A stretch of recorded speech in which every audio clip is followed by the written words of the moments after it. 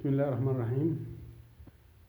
قال تعالى في سورة المائدة آية 5: ومن يكفر بالإيمان فقد حبط عمله وهو في الآخرة من الخاسرين.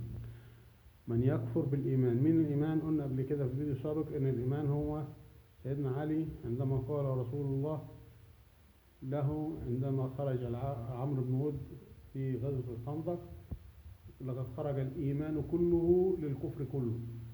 فالإيمان كله هو الإمام علي.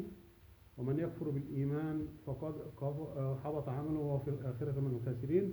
وإذن فكل من لم يساند الإمام علي، وكل من لم يقف بجانب الإمام علي، وكل من عاد الإمام علي وانقلب عليه وأخذ منه حقه الشرعي في الحكم وفي الخلافة، فهو ممن حبط عمله وهو في الآخرة من الخاسرين. إذن فأبو بكر وعمر وشلتهم القذرة كلها هؤلاء في نار جهنم بنص كتاب الله وبنص أحاديث رسول الله الذي جاء فيها أن تابوت من نار في قعر جهنم به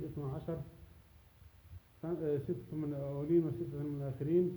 ال6 من الآخرين مين؟ اللي هم ال5 أصحاب الصحيفة، اللي منهم طبعا أبو بكر وعمر وأبو عبيدة بن جراح ومعاذ بن جبل وسالم مولى أبو حذيفة والدجال، دي السادس بتاعهم. هؤلاء هم ال6 من الآخرين. وال6 من الأولين معروفين طبعا: إبليس وابن قابيل